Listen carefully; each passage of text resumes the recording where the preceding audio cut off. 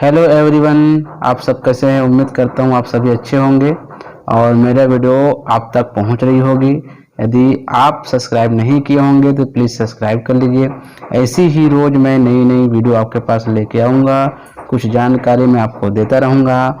यदि मेरे वीडियो आपको अच्छा लगता है तो प्लीज़ दूसरों को भी बताएं और खुद भी देखें और शेयर करें और सब्सक्राइब करना ना भूलें। तो आज इस वीडियो में हम व्याख्याता गणित, व्याख्याता रसायन और व्याख्याता फिजिक्स, इन तीनों के लिए सिलेबस और बुक हम आपको बताएंगे कि किस टाइप का पढ़ना है और किस टाइप का क्वेश्चन आते हैं। तो तीनों साइंस सब्जेक्ट के लिए आप जितने भी दोस्त होंगे वो देखिए और अंत तक देखिएगा, बहुत सारा जानकारी आपको मिलने वाला है। तो चलिए शुरू करते हैं। इसके लिए आपको केवल ये यहाँ पे सिलेबस आप देख सकते हैं। कुल अंक 150 नंबर के आएंगे, जिसमें गणित 1, 2, 3, 4 और ये 5 यहाँ तक का है, जिनमें आप देख सकते हो 5 मतलब 20 पंचे 100 नंबर का आपका गणित का आएगा। आपका सब्जेक्ट रहेगा 100 नंबर का। अब उसके बाद देखिए 6 में मनोवैज्ञानिक जो आपका बाल विकास से संबंधित है, ये 30 नंबर के आएंगे, मतलब 130 नंबर का होगा। बाकी आप देख सकते हैं सामान्य अंग्रेजी, हिंदी, कंप्यूटर और सामान्य ज्ञान 5 नंबर के आएंगे, मतलब 20 नंबर का हो गया। टोटल 150 नंबर का माइनस मार्किंग होता है। तो सबसे ज़्यादा आपको फोकस करना है सब्जेक्ट और बाल विकास पे, क्योंकि इसको आप पढ़ेंगे तो इसमें बहुत ज़्यादा समय लगता है, लेकिन इसको भी पढ़ना, लेकिन सबसे ज़्यादा आपको सब्जेक्ट और किस में ध्यान देना होगा, बाल विकास में ध्यान देना होगा। ठीक उसी प्रकार से भौतिकी और रसायन में भी आपको ध्यान देना है। उसमें केवल मैं बुक बताऊंगा और सिलेबस बताऊंगा। चलिए आगे चलते हैं इसमें। तो यहाँ पे आप जो भी सिलेबस देख रहे होंगे, यहाँ पे आपको सार तरीके से बताया गया है, समुच्चय, संबंध, सारी चीज़ें इसके अंतर्गत दिया हुआ है। ये सारी चीज़ें मैं आपको नहीं बता पाऊंगा एक एक करके। यहाँ पे आप देखिए, यदि आप मिलान करेंगे इसका तो आपको अभी वर्तमान में जो 11th और 12th उससे पूरा मिलेगा, आपको पूरा सिलेबस मिल जाएगा आपको। इसको यहाँ पे आप देख सकते हैं टोटल। अब इनमें सबका सवाल ये रहेगा कि क्या हम 11th और 12th के मैथ को पढ़ कर के क्या हम व्याख्याता का एग्ज़ाम दिला सकते हैं, उतना काफ़ी है? तो आपको मैं कहना चाहूँगा हाँ बिल्कुल। क्यों? क्योंकि मैथ मतलब गणित ऐसा सब्जेक्ट है, यदि आपका कॉन्सेप्ट क्लियर है, यदि आप इसको अच्छे से पढ़ाई करते हैं, डीप में पढ़ाई करते हैं, तो केवल फार्मूला और उनकी जानकारी, जैसे रैखिक प्रोग्राम है, प्रायिकता है, यदि इसके बारे में अच्छे से जानते हैं तो कैसे भी गणित आ जाए, कैसे भी मैथ्स आ जाए, आप अपनी जानकारी के आधार पर मैथ्स को सॉल्व कर सकते हैं। तो इसके लिए ऐसा नहीं है कि आप जो है दूसरे को पढ़े, इसी को आपका कॉन्सेप्ट अच्छे से क्लियर करें, इतने को ही। 10 पुस्तक पढ़ने से अच्छा है आप जो है 1-2 बुक को बहुत अच्छे से पढ़िए, फैक्ट पढ़िए और सारगर्भित तरीके से पढ़िए, तो आपको बिल्कुल वो क्या कर देगा, अच्छे नंबर तक ले जाएगा। तो मैं कहना चाहूँगा आप 11th 12th का जितने भी कॉन्सेप्ट है, जितने भी फार्मूलाज है, जितने भी आपके पास ये दिख रहा है सिलेबस दिख रहा है, उसको अच्छे से क्लियर करिए।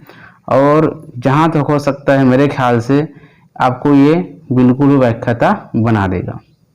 और यदि आपको और एडवांस पढ़ना है तो कुछ चीज़ें जो है देख सकते हैं, जैसे नेट का पढ़ते हैं, जेई का पढ़ते हैं, उनमें से कुछ क्वेश्चन जो है आते हैं, लेकिन आप इन्हीं से वो बना हुआ है, तो आप इन्हीं को क्लियर करिए। सबसे पहले सबसे बेस्ट तरीका है 11th और 12th का पूरा कॉन्सेप्ट क्लियर कर लीजिए, बहुत बेहतर ढंग से पढ़िए, निचोड़ निकाल लीजिए, आपका एक एक गणित बन जाएगा। बाकी आप देखते हैं ये बाल विकास शिक्षण शास्त्र है, उसके बाद शैक्षिक अभिवृत्ति है, उसके बाद है शैक्षिक मनोविज्ञान है, शिक्षा में आकलन या मूल्यांकन है, उसके बाद हिंदी है, अंग्रेजी है, और उसके बाद देख सकते हो आप अंग्रेजी में सारी चीज़ें दिया हुआ है, उसके बाद कंप्यूटर है, लास्ट में आपका सामान्य ज्ञान है। तो साथियों इसमें आपको क्या पढ़ना है यहाँ से आपको बता देता हूँ। शिक्षण शास्त्र, यहाँ से शिक्षण शास्त्र में आपको दिख रहा होगा क्या क्या दिया है। यहाँ पे देखिए विषयों की प्रकृति एवं कार्यक्षेत्र, विद्यार्थी अन्वेषण, उद्देश्य की प्राप्त उद्देश्य, उद्देश्य प्राप्त उद्देश्य, विषयों की पाठ्यचर्या, अवधारणाओं के शिक्षण, ये सारी चीजें दिया हुआ है। अब इसको आपको पढ़ना कहाँ से, आपको इसके लिए असेसमेंट फॉर लर्निंग, अधिगम के लिए आकलन, ये आप पूरा पढ़िए। अधिगम के लिए आकलन जो बीएड का है। अब कुछ लोग बोलते हैं हम बुक कहाँ से लेकर, तो आपको बताने की आवश्यकता नहीं पड़नी चाहिए, क्योंकि आप जो है बीएड कर चुके हैं। अब बीएड कर चुके हैं तो ये सिलेबस पूरा है। अब कहाँ से पढ़े थे आप, जैसे उदाहरण के लिए आपको बता दूं, जैसे हमने पढ़ा था, हमने एक लेखक है डॉक्टर एन पापाराव। अब मेरे ख्याल से मैं पढ़ा हूं तो मैं उसी को बताऊंगा, आप उसी को पढ़िए। और आप किससे क्लियर किए हैं वो आप देख लीजिए। लेकिन जब हमने पढ़ा तो बहुत बेहतर लगा और हम उसी को पढ़ाई करते, बहुत अच्छा लगता है। जितने भी बीएड का मैंने बुक रखा था, मैंने उसी लेखक का मैंने रखा था, डॉक्टर एन पापाराव। अब चाहे तो आप देख सकते हैं, यदि आपको अच्छा लगता है तो खरीद के पढ़ सकते हैं। ठीक उसी प्रकार से शैक्षिक अभिवृत्ति में आ जाइए।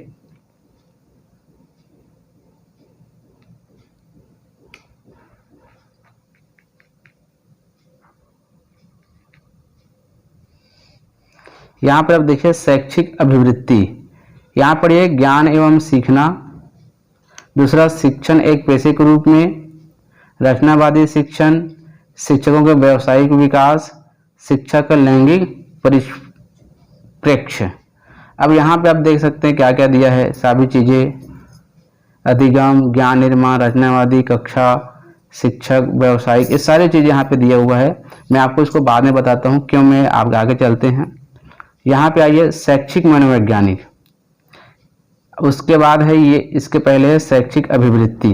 ये भी आपको किस में मिल जाएगा, जो बीएड का बुक है उसमें भी ये मिल जाएगा आपको। अधिगम के लिए जो लर्निंग पढ़ेंगे, असेसमेंट फॉर लर्निंग पढ़ेंगे, उसमें बहुत सारी चीज़ें मिल जाएंगी।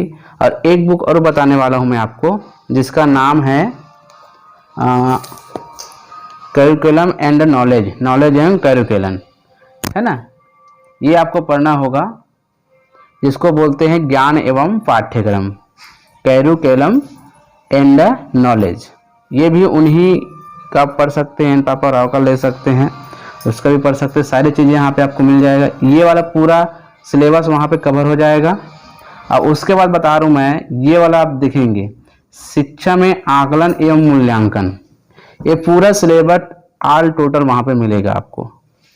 ज्ञान एवं पाठ्यक्रम का जो बुक आएगा, इंग्लिश में बोलते हैं करिकुलम एंड नॉलेज, ये टोटल सिलेबस आपको सेम टू सेम वहाँ पे आपको मिल जाएगा। और उसके बाद आते हैं ये शैक्षिक मनोवैज्ञानिक।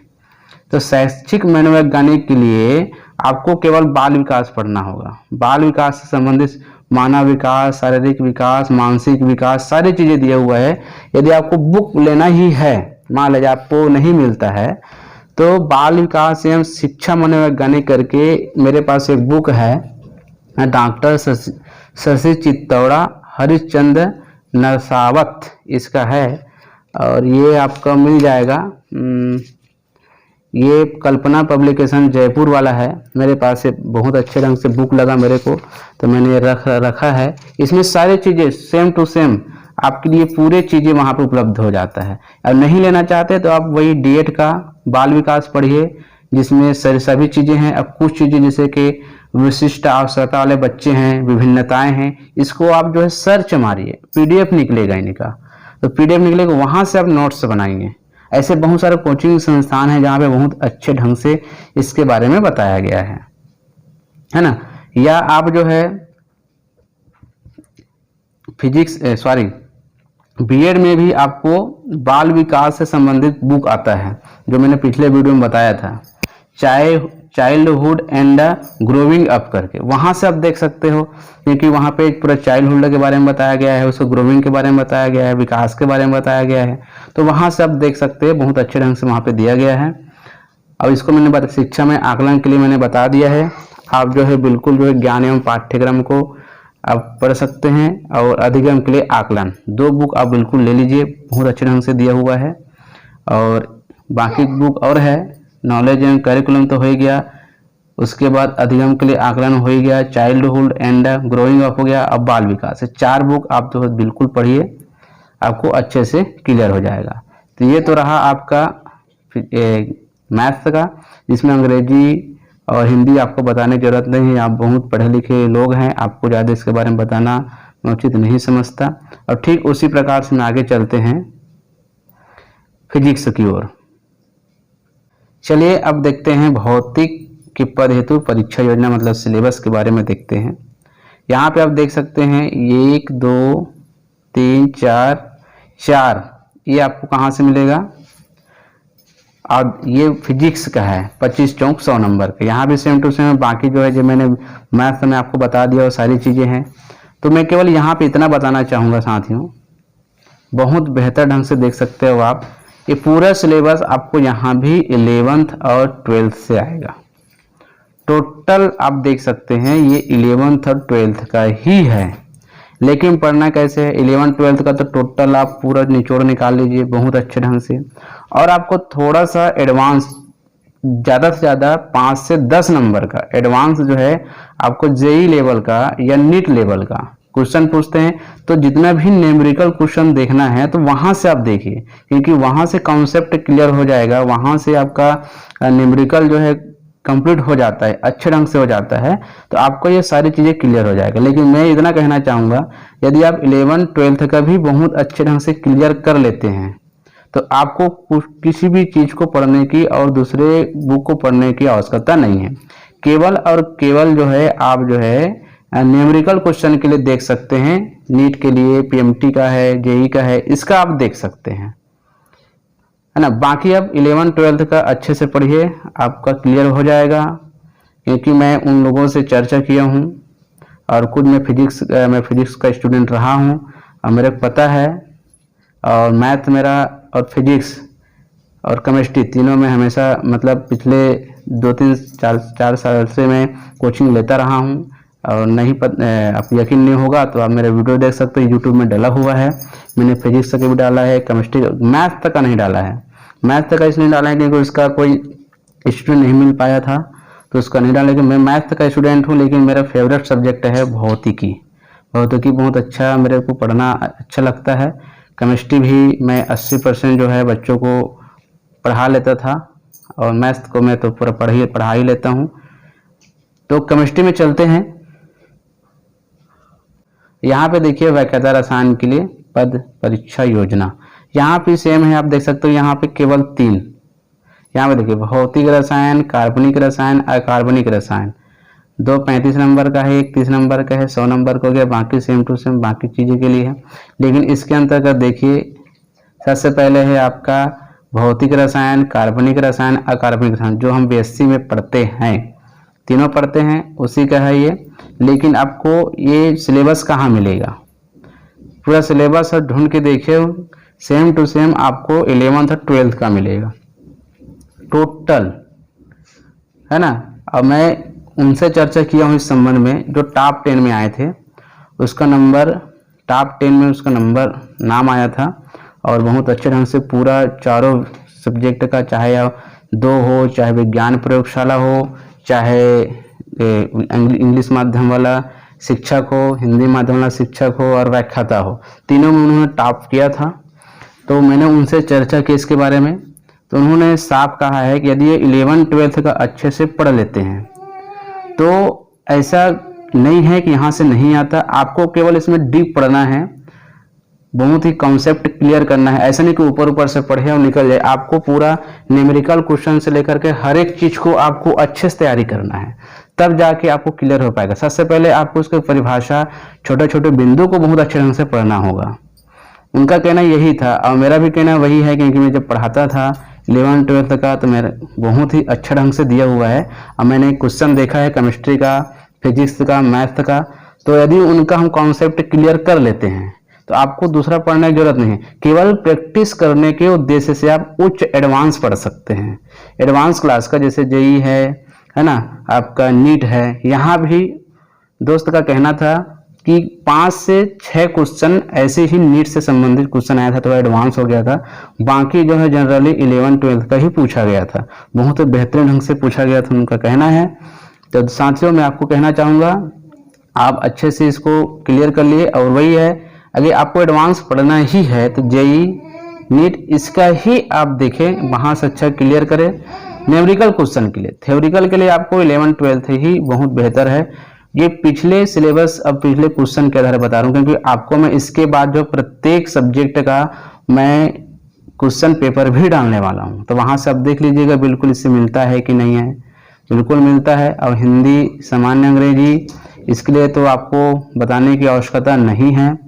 ये वीडियो उनके लिए है जो अभी नए हैं, जो पुराने साथी हैं जो एग्जाम दिलाए हैं लेकिन नहीं हो पाया है, वो तो जानते हैं कैसे पढ़ना है, वो तो लग भी गए होंगे पढ़ाई करने में। तो ये तो रहा साथियों फिजिक्स, केमिस्ट्री और मैथ्स का मैंने पूरा बताने का प्रयास किया। आपको विशेष ध्यान देने होंगे सब्जेक्ट में, और दूसरा आपका बाल विकास से संबंधित, जिसमें 2 बुक तो आप बिल्कुल पढ़ ही लीजिए, ज्ञान एवं पाठ्यक्रम और अधिगम के लिए आकलन, और उसके बाद चाइल्डहुड ग्रोइंग अप और बाल विकास जो डीएड और बीएड में पढ़ते हैं शुरू में, वो आप बिल्कुल 4 पढ़ लीजिए। वहाँ पे एक एक चीज जो है सेम टू सेम सिलेबस वार दिया हुआ है, पॉइंट टू पॉइंट दिया हुआ है। अब बुक यदि आप पूछना चाहते हैं, बहुत लोग पूछ रहे थे, तो मैं इतना कहना चाहूँगा, आप जो है मैं जो पढ़ता हूँ उन्हीं से बता रहा हूँ। लेखक डॉक्टर एन पापाराव, ये लेखक का नाम है ना। अब उसका आप देख सकते हैं, मैं उसी का सजेस्ट करना चाहूँगा, बाकी आप और अच्छे ढंग से आप देख सकते हैं। तो साथियों वीडियो कैसा लगा? यदि अच्छा लगा तो लाइक कमेंट शेयर अवश्य करिएगा। आगे मैं कॉमर्स के लिए ज़्यादा नहीं बता पाऊँगा, लेकिन किसी से इस बारे में चर्चा करूँगा, और इंग्लिश के बारे में भी चर्चा करूँगा, क्योंकि सेम वही है, ज़्यादा बताने की जरूरत नहीं। कॉमर्स वाले भी यदि पढ़ते हैं तो उसी 11th-12th का बिल्कुल अच्छे से पढ़िए, चाहे इंग्लिश वाला हो चाहे कॉमर्स वाला हो, लेकिन बाकी चीज़ें तो सेम रहेगा। 100 नंबर का तो सब्जेक्टिव रहेगा, तो 11th-12th से अच्छे से तैयारी करिए, कॉन्सेप्ट क्लियर करिए, ऑटोमेटिक आपका बड़े क्लास का भी क्वेश्चन आप आसानी से पढ़ सकते हैं। तो दोस्तों आज के वीडियो में इतना ही। प्लीज़ लाइक जरूर करें और सब्सक्राइब जरूर करें। धन्यवाद।